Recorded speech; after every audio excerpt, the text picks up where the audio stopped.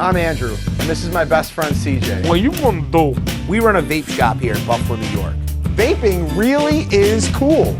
We work hard, party hard. See what the buzz is about by checking out our YouTube reality series. You're watching vWo.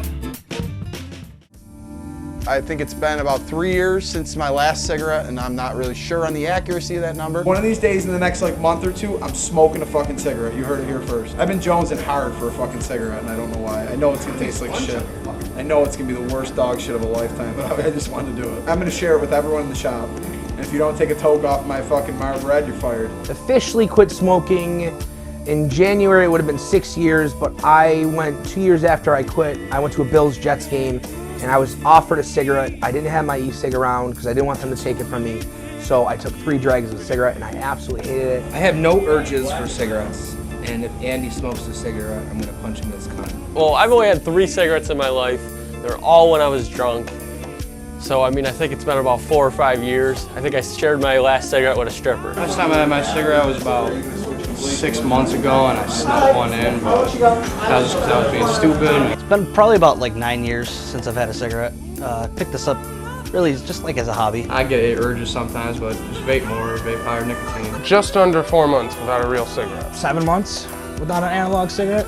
Fucking great. Last time I had an analog was April 4th of 2012. Is there ever a good excuse to smoke a cigarette? I had a good excuse. Yeah, no. But it was a legit reason, though. 6 months ago, I cheated. It was legit. You can get more nicotine out of an e-cig with some 36 milligrams than you can with a cigarette. To me, it was a legit. No excuses. Mental! There is no fucking good excuse to have a cigarette while you're vaping. If you're so stressed out because your grandma died, your pet has fucking gonorrhea. Yes, I did cheat, but it was a legit reason. I think once you're done smoking cigarettes, there's no fucking excuses, guys. If you haven't had a cigarette for 2 weeks and you have one, it tastes like shit, and nobody can fucking deny that. So I really think once you're off cigarettes, any excuse is just pure laziness and nothing more. Vaping is cool, I guess. I mean, everyone's doing it. It's a trend. So if you want to think it's cool, you can say it's cool. Vaping is cool. I've been doing it for 6 years, so if you want to call me a trendsetter, hey, follow my lead. I feel like vaping is cooler for most other people besides me. Like, I mean, I have Darwins and shit, but I don't care about like what I'm vaping. Generally, even if I'll vape whatever flavor, nicotine is cool. Everything else is just fucking window dressings, man, but nicotine is what's fucking cool. Normally, I help people on a daily basis quit smoking, and that feels really good. But there's the people that say, oh, those things don't work, or fuck those. I say to you, sir, enjoy lung cancer because you will be dead. I will be over your grave vaping. Have another cigarette on me. Have fun paying $10 a pack because I'm not gonna be one of those idiots. Like the robbers, but it's the same thing. Except it doesn't kill you. Save your life and vape. We're getting cancer, bringing the death toll up and shit. You want to stay smoking, stay smoking. Need to weed out some of these dumb people. Does mod addiction exist? Mod addiction does exist. It can be a problem, whether it's a PV, which is a personal vaporizer, which is more stuff like this where it's mass produced, or mods, which is something where people kind of make them. It's more like homemade, there's less around. I spend at least a paycheck a month on new mods. I ain't all in that. Ain't my jazz. I got an eye taste. Anything is addictive when done outside of moderation. Dude, I have like 5. I got another one on the way.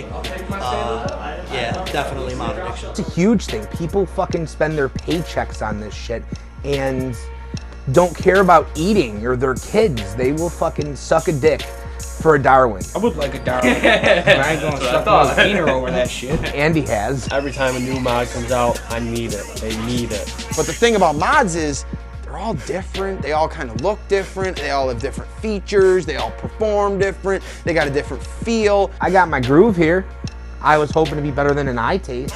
It's not. It says to be 3,800 watts, but that's fucking horseshit. I barely get a day out of it. My eye taste, I get a day and a half, but it's cool. I hold it differently than I do my eye taste. It feels different. It's just something different to look at, I guess. So I don't get bored with the same thing. Dude, there's a lot of Facebook groups. Some of them have like fucking 5,000 members just auctioning off mods and shit. You're like, oh, that's a cool like silver tube. Then you look at the bids and it's like goes for like $880 because it's made in Poland by some fucking one-eyed scientist or something. So you get something that's high end and you dress it up and people make, you know, they think different of you. They act like you know, they think you know something. Whether you do or not, but if it looks nice, you know you're doing something right. These motherfuckers are spending 2 months' salary on mods. On fucking mods. That's crazy. You're happy with your ego battery until you get your first mod. And then you're happy with that for a few months.